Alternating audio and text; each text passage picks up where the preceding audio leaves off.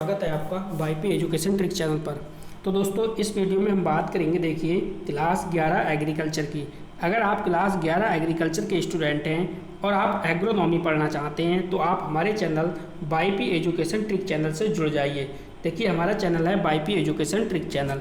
ये हमारा WhatsApp number है 8650415957। आप इस व्हाट्सअप नंबर से भी जुड़ सकते हैं, ठीक है। तो हमने इस वीडियो के डिस्क्रिप्शन में ये व्हाट्सअप नंबर दे दिया है, वहाँ पे जाके आप हमारे व्हाट्सअप नंबर से जुड़ जाइए।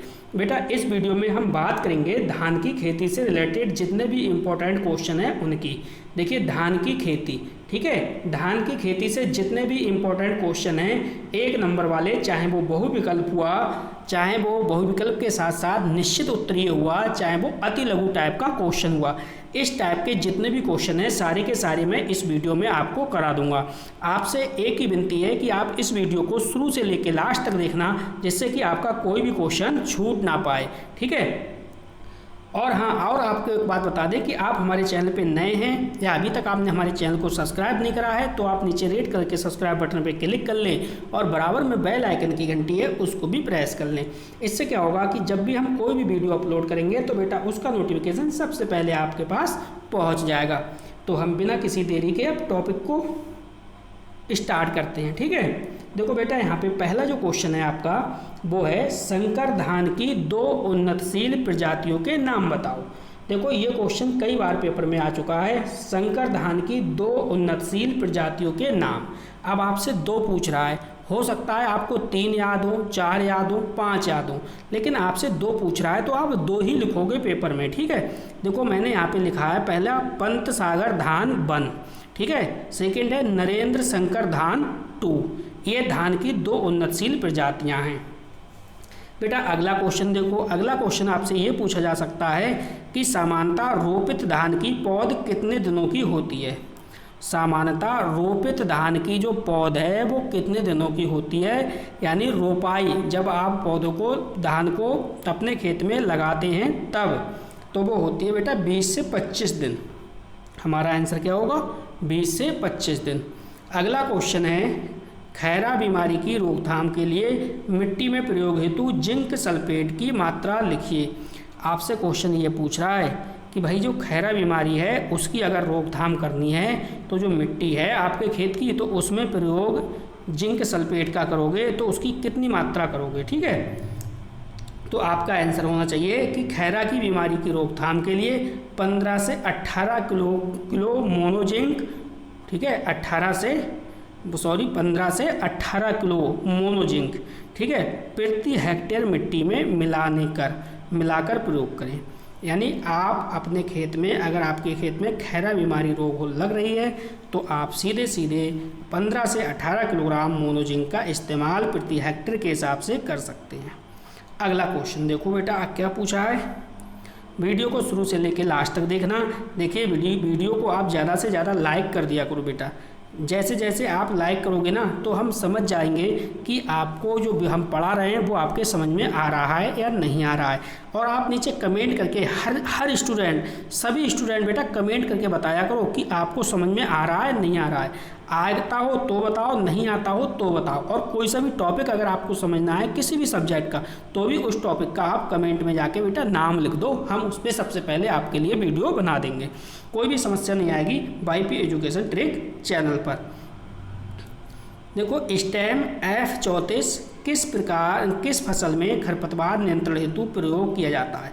अब देखो स्टेम F34 की बात कर रहा है तो ये धान में, इसका आंसर हो जाएगा धान में। चलिए हम कलर चेंज कर लेते हैं, यहाँ पे ये वाला कलर ले लेते हैं। अगला क्वेश्चन है, देखिए 1 हेक्टेयर क्षेत्रफल में लगी धान की नर्सरी से कितने हेक्टेयर क्षेत्रफल में धान की रोपाई की जा सकती है। देखो यहाँ पे क्वेश्चन को पहले बेटा समझने की कोशिश करो। कह रहा है 1 हेक्टेयर क्षेत्रफल में धान की नर्सरी से, अगर आप अपने 1 हेक्टेयर खेत में धान की नर्सरी तैयार करते हो तो उसके बाद आप उस धान की रोपाई से कर सकते हो, कितनी रोपाई कर सकते हो, कितने 15 हेक्टेयर भूमि की आप रोपाई कर सकते हो। अगला क्वेश्चन धान के प्रमुख खरपतवारों के नाम लिखो। देखो बेटा, धान के खरपतवार आपको याद रखने हैं, खरपतवार से भी बहुत बार क्वेश्चन पूछा जा चुका है। तो देखो, जंगली धान क्या है, जंगली धान, सरहवारी और मोंथा और लहसुआ, क्या है, लहसुआ। ये क्या है, खरपतवार हैं जो धान की फसल में खरपतवार उगाते हैं, वो हैं। अगला क्वेश्चन समझो। अगला क्वेश्चन है कि एजोला का प्रयोग किस फसल में किया जाता है। अब बात आ रही है यहाँ पे एजोला की, कि एजोला की जो फसल है, एजोला का जो प्रयोग है वो किस फसल में किया जाता है। तो देखो, एजोला एनाबीना का प्रयोग धान के खेत में करते हैं। किस में करते हैं बेटा, धान के खेत में करते हैं, ये बात आपको ध्यान रखनी है। अगला क्वेश्चन है हमारा, अगला क्वेश्चन है धान में कौन कौन से कीट लगते हैं, उसके नाम बताओ। देखो, धान में लगने वाले आपको कीट बताना है कि भाई धान में कौन कौन से कीट लगते हैं। तो कौन कौन से कीट लगते हैं समझो। धान में कीट लगने वाले कीटों के नाम देखो कौन कौन से। एक पत्ती लपेटक है, ठीक है, जो पत्ती लपेटने का काम करता है, ये पत्ती लपेटक कीट है। और दूसरा जो है वो सैनिक कीट है, तीसरा जो है वो गंधी कीट है, और चौथा जो है वो तना भेदक है। इस प्रकार से 4 कीट आपको बता रहे हैं जो धान में लगने वाले हैं। अगला क्वेश्चन देखो, अगला क्वेश्चन हमारा है पौधे या पौध उगाने के लिए डायोग विधि किस फसल से संबंधित है। अब यहाँ पे देखो, पौध उगाने के लिए डायोग विधि की बात कह रहा है, तो ये विधि है धान से संबंधित। किससे संबंधित है, धान से संबंधित। अगला हमारा क्वेश्चन है कि विश्व के 2 प्रमुख धान उत्पादक देशों के नाम, जो विश्व के 2 प्रमुख धान उत्पादक देश के आपसे नाम पूछ रहा है। तो भैया नाम आपको बताना है, ठीक है, कौन कौन से हैं। पहला है चीन। चीन देखो 190 मिलियन टन, ठीक है, इतना उत्पादक करता है। इसके बाद दूसरे स्थान पे है भारत। अगर हम गेहूं की बात करें, आपको हमने गेहूं की खेती पढ़ाई थी, तो गेहूं की खेती में भी चीन सबसे आगे था गेहूं की पैदावार में। और यहाँ पे भी धान में भी चाइना आगे है, भारत दूसरे नंबर पे है। अगला क्वेश्चन देखो, अगला क्वेश्चन है धान गेहूं उड़द एक वर्ष का फसल चक्र है। धान गेहूं उड़द एक वर्ष का क्या है, फसल चक्र है। आपसे ये पूछेगा कि 1 वर्ष का फसल चक्र बताओ, ठीक है, तो आपका क्या आंसर होगा, धान गेहूं उड़द 1 वर्ष का फसल चक्र है, ये इसका आंसर है। अगला क्वेश्चन है धान की नर्सरी कितने प्रकार की होती है। तो धान की जो नर्सरी है बेटा वो 3 प्रकार की होती है। कौन कौन से 3 प्रकार हैं, एक होती है गीली, दूसरी होती है सूखी, और तीसरी होती है डोपिंग नर्सरी। तो धान की जो नर्सरी है कितने प्रकार की, धान की नर्सरी बेटा 3 प्रकार की होती है। पहली है गीली, दूसरी है सूखी, तीसरी है डोपिंग नर्सरी, ठीक है बेटा। अगला क्वेश्चन देखो, अगला क्वेश्चन है डोपिंग नर्सरी से आप क्या समझते हो। तो देखो, डोपिंग नर्सरी के बारे में आप अच्छे से समझ लो। देखो, इस विधि में पक्के फर्श या पॉलीथीन चादरों के ऊपर पौध तैयार की जाती है। डोपिंग नर्सरी क्या होती है, इस विधि में पक्के फर्श या पॉलीथीन चादरों के ऊपर पौध तैयार की जाती है, इसी को हम बोलते हैं डोपिंग नर्सरी। ठीक, देखो अभी तक बेटा आपने वीडियो को लाइक नहीं करा तो प्लीज़ वीडियो को लाइक कर दीजिए और वीडियो की लिंक को अपने सभी दोस्तों में शेयर भी कर दीजिए। देखो अगला क्वेश्चन समझो, संकर धान के जनक का नाम बताओ। संकर धान है, इस संकर धान के जनक का नाम बताना है आपको। तो वो नाम है भुवान, भुवान है भुवान। किस प्रकार से लिखोगे आप, भुवान, इस प्रकार से भुवान लोंगपिंग। ठीक है, अगला क्वेश्चन, अगला क्वेश्चन है संकर धान की प्रमुख भारतीय जातियां बताओ। तो संकर धान की प्रमुख जातियां कौन कौन सी हैं देखो, APRH first, APRH2, MGR first, KRH first तथा KRH सेकेंड। ठीक है, इस क्वेश्चन पे आप स्टार लगाओ, क्वेश्चन काफ़ी बेहतरीन है। स्वर्ण चावल क्या है, तो बेटा आपको समझना है स्वर्ण चावल क्या है, तो यह चावल नवीनतम तथा आनुवांशिक रूप से परिवर्तित जाति है। स्वर्ण चावल क्या है, यह चावल नवीनतम एवं आनुवांशिक रूप से क्या है, परिवर्तित जाति है। अगला क्वेश्चन समझो, अगला क्वेश्चन भी इसी से रिलेटेड है। स्वर्ण चावल के जनक का नाम बताओ। तो स्वर्ण चावल के जो जनक हैं वो स्विट्जरलैंड के हैं। कहाँ के हैं, स्विट्जरलैंड का के वैज्ञानिक हैं। उस वैज्ञानिक का नाम है इंगो पाट्रिकुस। क्या नाम है बेटा, इंगो पाट्रिकुस।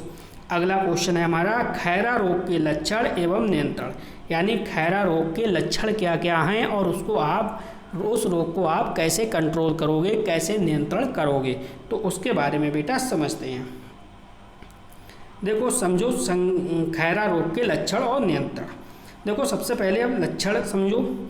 यह रोग खेत में जस्ते या जिंक की कमी के कारण होता है। किसके कारण होता है खैरा रोग, जस्ता या जिंक की कमी के कारण होता है। इसमें जो नई पत्तियां हैं उनका आधार पीला पड़ जाता है। कैसा पड़ जाता है, पीला। अगर मैं आपसे पूछूं, आप ये बताओ धान की पत्ती पीली पड़ रही है तो किसकी कमी है, तो आप कहोगे सर जिंक की कमी है। ठीक है, इसमें पत्तियों पर लाल भूरे रंग तथा कत्थई रंग के धब्बे बनते हैं और पौधा क्या है, पौधा बौना रह जाता है और कल्ले कम निकलते हैं, यानी उससे जो किल्ले हैं वो कम निकलते हैं। अगली हेडिंग है रोकथाम के उपाय। क्या है बेटा, रोकथाम के उपाय। तो रोकथाम के उपाय क्या हैं समझो। देखो फसल में बुवाई से पहले 20 से 25 किलोग्राम जिंक, फसल में बुवाई से पहले 20 से 25 किलोग्राम क्या है, जिंक सल्फेट प्रति हेक्टेयर की दर से देना चाहिए, अथवा खड़ी फसल में लक्षण दिखाई देने पर 5 किलोग्राम जिंक सल्फेट के साथ, कितना, 5 किलोग्राम जिंक सल्फेट के साथ 2.2 किलोग्राम चूना, 2.5 किलोग्राम चूना को 800 लीटर पानी में घोलकर या घोल बनाकर उसका क्या करना चाहिए, छिड़काव करना चाहिए। ठीक है, ये आपका क्वेश्चन जो था वो कंप्लीट हो गया। कौन सा वाला, खैरा रोग के लक्षण और नियंत्रण। अब देखो अगला जो टॉपिक है वो है नील हरित शैवाल। ठीक है, नील हरित शैवाल, इस पे आप स्टार लगाओ, ये आपको देखने को मिलेगा। ये बॉटनी में भी आ सकता है और एग्रोनॉमी में भी आ सकता है। तो नील हरित शैवाल के बारे में समझो। देखो नील हरित शैवाल की कई प्रजातियां वायुमंडलीय नाइट्रोजन का स्थिरीकरण करके मृदा उर्वरता को बनाए रखने या बढ़ाने का कार्य करती हैं। यानी मिट्टी की जो फर्टिलिटी है, सॉइल की जो फर्टिलिटी है, मृदा उर्वरता है, उसको बनाए रखने का काम करती है। ठीक है, इसमें मुख्यतः एनाबीना तथा नॉस्टॉक, एनाबीना और नॉस्टॉक क्या है, ये नील हरित शैवाल हैं। वायुमंडल से 15 से 45 किलोग्राम तक नाइट्रोजन का स्थिरीकरण करने की क्षमता रहती है। इनकी अच्छी बढ़वार के लिए 2 से 10 सेंटीमीटर तक पानी खेती में बना रहना है आवश्यक है। ठीक है, अगर इनकी आप अच्छी बढ़वार के लिए चाहते हो तो 2 से 10 सेंटीमीटर तक पानी खेती में बना रहना आवश्यक है। साथ ही तेज धूप 25 से 40 डिग्री सेंटीग्रेड टेम्परेचर उपयुक्त होता है। इस आगे देखिए BGA कल्चर की 10 किलोग्राम मात्रा को धान की रोपाई के बाद खेत में खड़े पानी में क्या है, बिखेर देते हैं। जब आप खड़े पानी में बिखेर दोगे तब क्या होगा, बिखेर देते हैं। इनकी अच्छी क्रियाशीलता के लिए खेत में हरी खाद या गोबर की खाद का प्रयोग अधिक उपयुक्त होता है। तो इसकी अच्छी क्रियाशीलता के लिए क्या करते हैं, खेत में हरी खाद या गोबर खाद का प्रयोग करते हैं। तो देखो नील हरित शैवाल भी आपका कंप्लीट हो गया। अगली हेडिंग है हमारा फसल चक्र। तो बेटा फसल चक्र के बारे में भी समझो। तो देखो फसल चक्र क्या है, किसी खेत में एक निश्चित समय में एक फसल के बाद दूसरी फसल लेने की क्रिया। देखो अगर आपका कोई खेत है, ठीक है, तो आपके खेत में एक निश्चित समय में, एक निश्चित समय अंतराल की बात हो रही है, एक निश्चित समय की बात हो रही है, एक निश्चित समय में एक फसल के बाद दूसरी फसल लेने की जो क्रिया है, जिससे कि भूमि की जो उर्वरा शक्ति है ना, उर्वरा शक्ति नष्ट ना हो पाए, इसी के लिए हम क्या कहते हैं, फसल चक्र कहते हैं। प्रकार से मैं समझाऊं तो फसल चक्र क्या होता है, मान लो ये आपकी खेत है, ठीक है, ये आपकी खेत है, ठीक है। तो खेत में मान लो अभी आपने लगाया है धान, ठीक है, धान के बाद आपने लगा दिया गेहूँ, ठीक, गेहूँ के बाद लगा दिया आपने गन्ना, क्या कर दिया, गन्ना, गन्ना के बाद में आपने कर दिया ज्वार, कर दिया बाजरा, कर दिया या कुछ भी फसल कर दी। तो इस प्रकार से आप अपने खेत में बदल बदल कर जो आप फसल लगा रहे हो ना, बदल बदल कर आपके खेत में जब फसल लगेगी तो जो मिट्टी है, जो भूमि है, उसकी उर्वरा शक्ति है वो बनी रहेगी, उर्वरा शक्ति नष्ट नहीं होगी।